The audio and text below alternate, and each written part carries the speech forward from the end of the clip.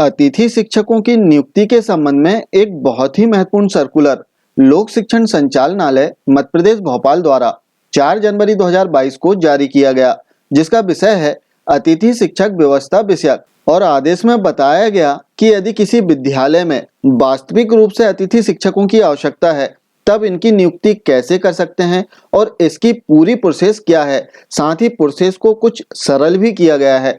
आइए देखते हैं इसके महत्वपूर्ण बिंदु को।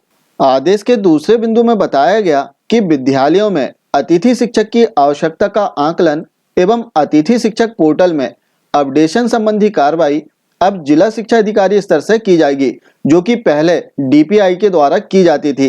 तो अब विद्यालयों में रिक्त पदों के अपडेशन की कार्रवाई जिला शिक्षा अधिकारी स्तर से की जाएगी और इसकी पूरी प्रक्रिया परिशिष्ट 1 के अनुसार है। जो परिशिष्ट 1 है, इसे अभी हम देखते हैं। जैसे एक एग्जाम्पल से हम समझते हैं कि यदि कोई प्राथमिक या माध्यमिक विद्यालय है और इसमें पदस्थ जो शिक्षक हैं, यदि वो किसी कारणवश दीर्घ अवकाश पर जाते हैं, जैसे चिकित्सा अवकाश या फिर उच्च अध्ययन हेतु या बीएड डीएड करने हेतु, तब ऐसी परिस्थिति में शाला में वास्तविक रूप से शिक्षक नहीं रहते, लेकिन ऑनलाइन जो शिक्षक हैं इनकी पदस्थापना संबंधित शाला में प्रदर्शित करती है। इसके कारण जो guest faculty management system portal है, इसमें अतिथि शिक्षकों के लिए रिक्त पद शो नहीं होते। तो ऐसी परिस्थिति में वास्तविक रूप से रिक्त पदों का आकलन जिला शिक्षा अधिकारी स्तर से कर लिया जाएगा और ऐसी शालाओं में भी अब अतिथि शिक्षकों की नियुक्ति की जा सकती है। आदेश के अगले बिंदु में प्राथमिक और माध्यमिक विद्यालयों में किस प्रकार से अतिथि शिक्षकों की नियुक्ति करना है, इस संबंध में बताया गया है। इसमें बताया गया कि प्राथमिक एवं माध्यमिक विद्यालयों में अतिथि शिक्षकों की आवश्यकता का परीक्षण संदर्भित निर्देश दिनांक 25/8/2021 के अनुक्रम में करते हुए अतिथि शिक्षक आमंत्रण की अनुमति दी जाए। इसमें आदेश का संदर्भ दिया गया है, जो कि 25/8/2021 को जारी हुआ था। आइए इस आदेश को हम देखते हैं कि इसमें प्राथमिक और माध्यमिक शाला में किस प्रकार से अतिथि शिक्षक की नियुक्ति करना है, इस संबंध में बताया गया था। जैसे हम आदेश देखते हैं, जो कि 25/8/2021 को जारी हुआ लोक शिक्षण संचालनालय मध्य प्रदेश भोपाल के द्वारा, और इसमें प्राथमिक और माध्यमिक शाला में अतिथि शिक्षकों की नियुक्ति के संबंध में बताया गया। जैसे हम देखते हैं इसमें प्राथमिक शाला में, अब यदि किसी प्राथमिक शाला में कोई भी शिक्षक पदस्थ नहीं है और संबंधित शाला की जो दर संख्या है वो 20 से कम है, तब यहाँ पर एक अतिथि शिक्षक की नियुक्ति कर सकते हैं। और यदि संबंधित शाला की जो दर संख्या है वो 20 से अधिक है, तब यहाँ पर 2 अतिथि शिक्षक की नियुक्ति हो सकती है। वहीं जो प्राथमिक विद्यालय है, वहां पर यदि एक शिक्षक पहले से कार्यरत है और वहां की जो दर संख्या है वो 20 से कम है, तब ऐसी परिस्थिति में वहां पर अतिथि शिक्षक की नियुक्ति नहीं की जाएगी। लेकिन दर संख्या यदि 20 से अधिक है, तब वहां पर एक अतिथि शिक्षक की नियुक्ति की जाएगी। इसी प्रकार हम देखते हैं माध्यमिक विद्यालय में, यदि किसी माध्यमिक विद्यालय में कोई भी शिक्षक कार्यरत नहीं है, तब वहां पर 3 अतिथि शिक्षक विषयवार नियुक्त होंगे।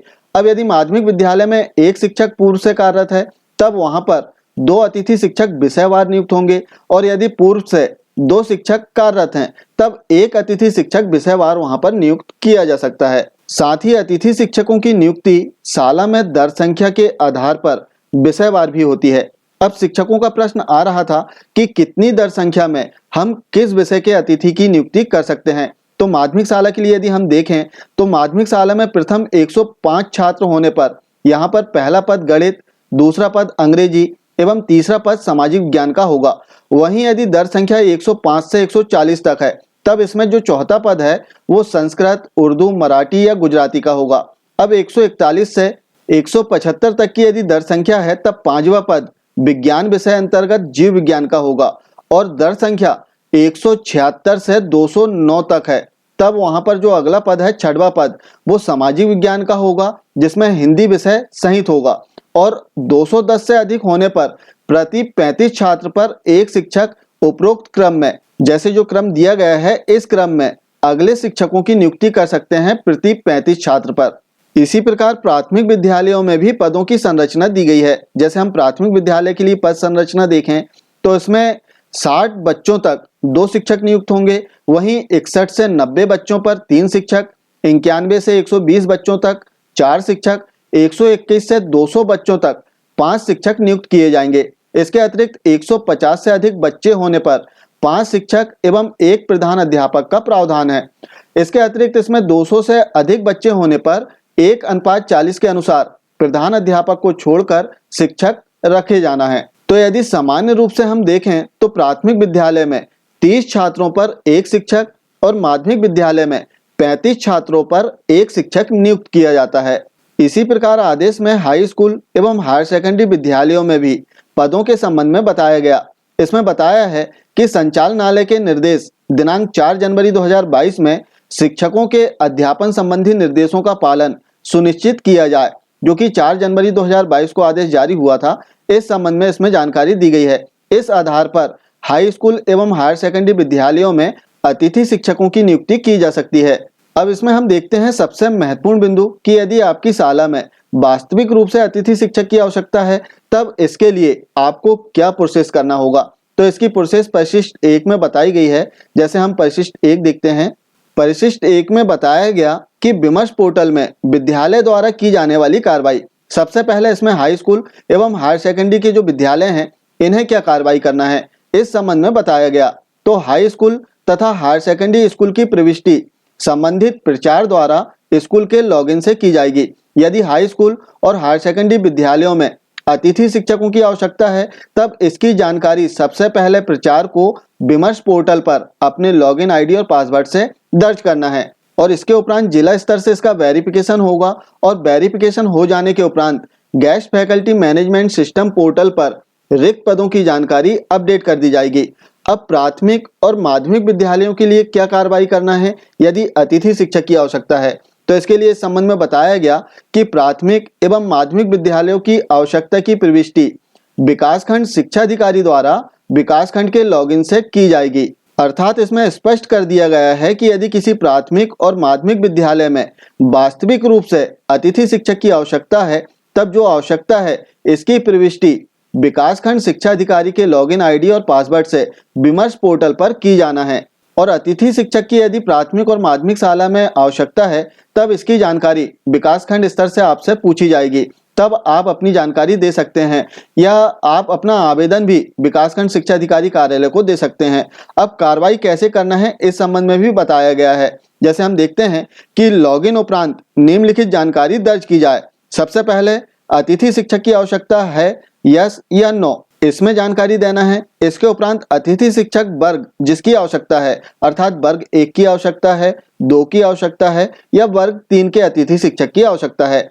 अब तीसरा जो बिंदु है कि वर्ग 1 अथवा वर्ग 2 की स्थिति में विषय का नाम, किस विषय के अतिथि शिक्षक की आवश्यकता है, वो विषय यहाँ पर सिलेक्ट करना होगा। चौथा बिंदु, उक्त विषय में पूर्व से कार्यरत अतिथि शिक्षक की जानकारी जो कि GFMS पोर्टल में पूर्व से ज्वाइन है। तो इसमें ऐसे अतिथि शिक्षक जो पूर्व से कार्यरत हैं, इसकी जानकारी देना है। और पांचवा बिंदु कि नवीन आवश्यकता का कारण एवं विवरण। तो यहाँ पर पांचवा बिंदु महत्वपूर्ण है कि किस कारण से आपको नवीन आवश्यकता है, अतिथि शिक्षक की आवश्यकता है, इसकी जानकारी दर्ज करना होगा, जिसमें समस्त प्रकार की जानकारी आ सकती है। जैसे शिक्षक अवकाश में है या फिर उच्च अध्ययन हेतु है या अन्य जो भी कारण हो, वो इसमें दर्ज कर सकते हैं। अब हाई स्कूल या हायर सेकेंडरी विद्यालय या फिर विकासखंड शिक्षा अधिकारी कार्यालय द्वारा विमर्श पोर्टल पर जानकारी अपडेट कर दी गई। इसके उपरांत जिला स्तर से जो कार्रवाई की जाना है वो भी इसमें दी गई है। इसमें बताया गया कि विमर्श पोर्टल में जिला शिक्षा अधिकारी द्वारा की जाने वाली कार्रवाई, इसमें विद्यालय द्वारा दर्ज जानकारी विमर्श पोर्टल पर जिला शिक्षा अधिकारी के लॉगिन पर दिखेगी, जिसके परीक्षण उपरांत रिक्तियों की जानकारी GFMS पोर्टल में जिला शिक्षा अधिकारी के लॉगिन से अपडेट की जा सकेगी। महत्वपूर्ण बिंदु है कि परीक्षण होगा, विमर्श पोर्टल पर जो आपने जानकारी अपडेट किया है इसका परीक्षण होगा और इसके उपरांत यदि परीक्षण सत्य पाया गया तो रिक्त पदों की जानकारी जो GFMS पोर्टल है इसमें जिला शिक्षा अधिकारी अपने लॉगिन आईडी पासवर्ड से अपडेट करेंगे। तो इस प्रकार से यदि किसी विद्यालय में वास्तविक रूप से अतिथि शिक्षक की आवश्यकता है, तब इसकी जो प्रोसेस है इसे इजी कर दिया गया है। इसकी जानकारी विमर्श पोर्टल पर अपडेट करना है। इसके उपरांत जिला स्तर से रिक्त पदों की जानकारी GFMS पोर्टल पर अपडेट कर दी जाएगी और इसके उपरांत संबंधित विद्यालय में अतिथि शिक्षक की नियुक्ति की जा सकती है। ये थी अतिथि शिक्षकों की नियुक्ति के संबंध में एक महत्वपूर्ण जानकारी। आशा है जानकारी आपको अच्छी लगी होगी। मिलते हैं कुछ इसी प्रकार की जानकारी के साथ में अगले वीडियो में। तब तक के लिए जय हिंद।